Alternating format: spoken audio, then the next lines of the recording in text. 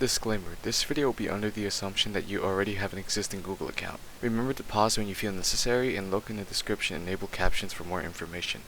Hello and welcome to Learning the Essentials of Google Applications. Today we will be looking at Google Docs. To get to Google Docs, you can either type docs.google.com into your search bar, or you can use the 9 dots icon which appear on most Google apps in the top right corner, and then scroll down to Google Docs. Once on Google Docs, you can either select a template or a blank new sheet.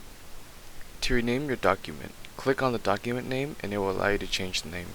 To change its safe location on Google Drive, simply click on the folder with the arrow on it and select the directory. It should be noted that there is no save button because Google automatically saves for every change in the document. I highly recommend you turn on Make Available Offline for important documents and download Google's offline extension to allow you to keep working if your internet cuts off. To save locally on your computer, go to the File tab and then to Download, and then you can select your format. Let's start off with a title.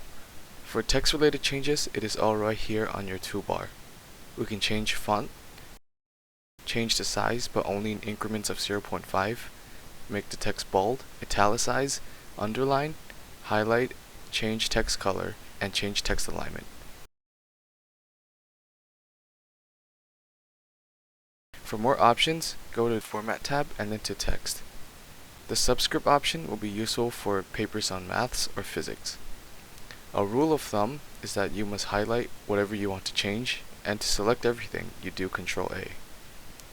To go to the next line, hit Enter. Remember to reset your text changes after you have made the title. To make an indent or large space, press Tab. As you can see, for words that have an obvious misspelling, Google will automatically correct it. But for the less obvious ones, just click on the word and you can either correct it or add it to your dictionary.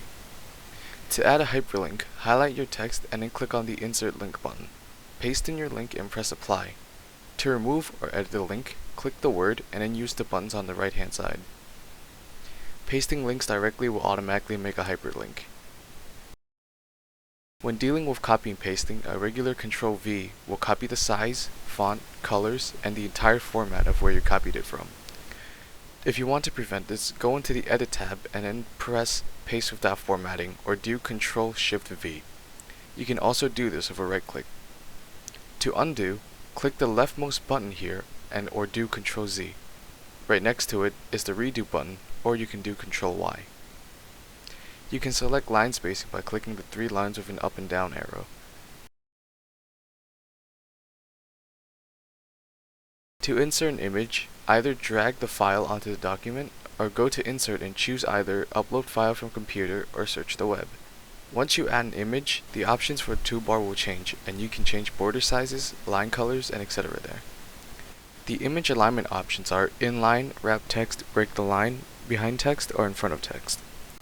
You can also edit image transparency, brightness, and contrast if you click the 3 dots and click Adjustment. Right-clicking the image also gives you the option for cropping the image, as well as alt text. Alt text is accessed by readers for people who might have trouble seeing the images. Also in the Insert tab, you have the ability to add drawings or charts. You can edit these similarly to how you can edit images, except in drawing, you can draw or add images into your canvas and draw or add text on it. Charts are also like images, except you can link them to a Google Sheet file, and any changes you do in the sheet file will give you an option to update the chart on Docs. You can also click the chain button in the top right corner of the chart to unlink the sheet or go into the linked object option, and it will tell you what the chart is linked to. You can also add tables, and you can select how many cells you want in the tables by columns and rows. You can always change this later by right-clicking on the table and finding the option you want. Once again, once you have a table selected, the toolbar above will change to have different options, and remember, you must select what you want to change. Some extras in the Insert tab is adding a horizontal line as well as a footnote. You must select the object you want to footnote before footnoting it. Also in the Insert tab, you may insert special characters, or characters that are just not on a standard English QWERTY keyboard. Right under it, we also have the Insert Equation function, but that is actually just enabling the Show Toolbar function that is also in the View tab. To disable it, just click the X on the right or go into the View tab and then go to Show Equation Toolbar to enable it or disable it. And finally, the last unique option in the Insert section is a break. This can be used to add another page or add breaks in sections. Sections are essentially a convenient way to apply different page formats and options across a section of your document. I recommend enabling View Section Break option when working with section breaks, which you can enable in the View tab and then View Section Breaks. Another feature in the Format tab is the Bullet tab, and as you can see, you can select many options. To move the bullet, go to the top where the ruler is and move the block. The block itself moves the bullet, but the arrow is where the text is going to appear.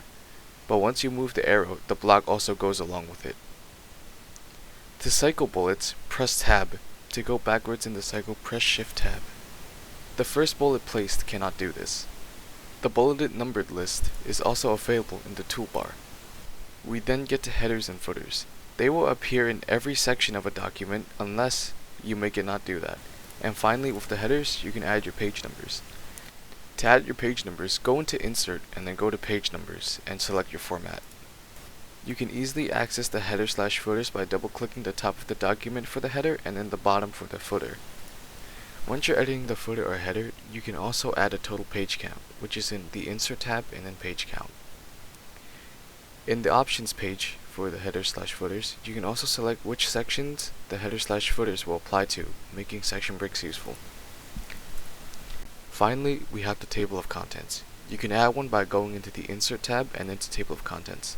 To make something appear in the Table of Contents, select a piece of text and highlight it and apply a header to it in Format and then to Paragraph Styles. The headers have no difference in terms of functionality, except they will appear in different places on the Table of Contents. To unapply a header, just apply normal text to it. On the left-hand side, we see the document outline. This is similar to the Table of Contents, except now the title format is also visible. One last feature is the voice typing feature in the Tools section. And that's going to be it for this tutorial video. The next video out will be about how to use Google Docs cooperatively with other people. Leave your questions or thoughts in the comments below, and I hope this video was useful to you. Thank you for watching.